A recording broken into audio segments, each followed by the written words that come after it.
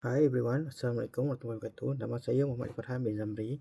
Saya ingin menerangkan slide tentang information technology. Tugasan ini bertujuan untuk menunjukkan kepentingan teknologi maklumat.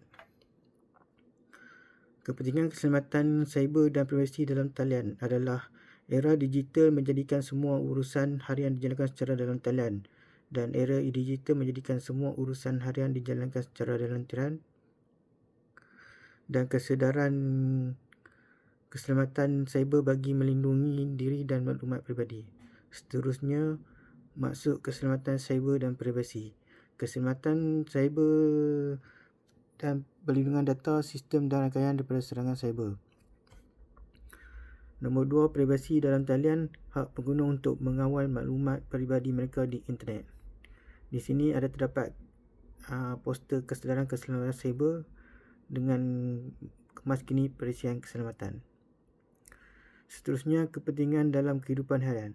Ia digunakan dalam perbankan, pendidikan, pekerjaan dan komunikasi. Melindungi maklumat sensitif seperti kata laluan dan nombor akaun. Mengelakkan penipuan kewangan dan kecurian data. Di sini ada poster tentang kad bank tidak boleh dipegang oleh orang lain kerana boleh mendapatkan banyak risiko, kecurian dan lain-lain.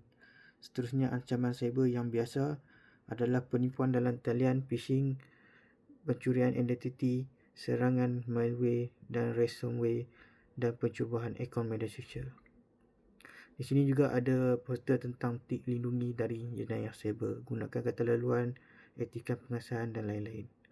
Seterusnya, contoh dalam media sosial terdiri daripada 3 perkara, iaitu maklumat peribadi yang dikongsikan oleh yang boleh dikongsikan yang disalahguna.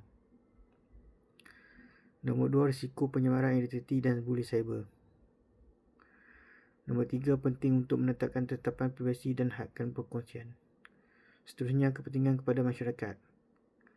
Mengurangkan jenayah cyber dan penipuan kewangan, meningkatkan kepercayaan terhadap e-dagang dan perbankan digital, menyumbang kepada kestabilan ekonomi digital negara. Seterusnya, pengalaman peribadi, kes penipuan. Terdiri daripada menerima SMS palsu mendakwa daripada pihak bank. Kita selalu mendapat SMS daripada tidak dikenali. Kita lebih berhati-hati. Dan portal mencurigakan dan bahasa tidak profesional. Menyedari ia cuba penipuan dan tidak klik butang tersebut. Bila kita menyedari itu adalah menipu, kita lebih berhati-hati. Di sini ada contoh tentang SMS yang penipuan yang perlu kita menjaga dan berhati-hati pada setiap masa. Seterusnya, langkah perlindungan diri, iaitu jangan klik portal mencurigakan, gunakan kata laluan kuat dan 2FA, laporkan mesej panggilan palsu kepada pihak berkuasa seperti polis dan lain-lain. Sentiasa semak akaun melalui aplikasi rasmi yang sedia ada. Seterusnya, replikasi dan pengajaran. Penipuan cyber semakin licik dan manipulatif untuk mencari wang dengan begitu mudah, dan kesedaran keselamatan digital perlu jadi tabiat harian. Pendidikan cyber penting untuk semua lapisan masyarakat. Seterusnya, cadangan dan kesimpulan. Langkah pertama adalah gunakan password manager dan aktifkan 2FA dengan lebih ketat. Langkah kedua, amalkan rutin stop verify report. Keselamatan cyber adalah tanggungjawab bersama untuk membentuk masyarakat digital yang selamat.